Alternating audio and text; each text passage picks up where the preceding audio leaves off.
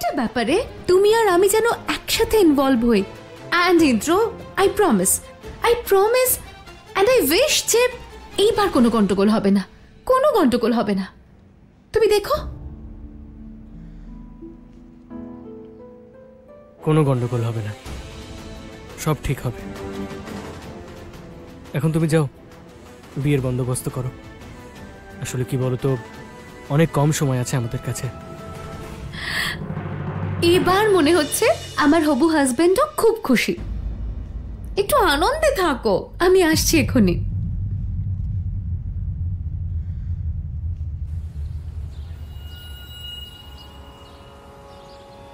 भक्त के साथ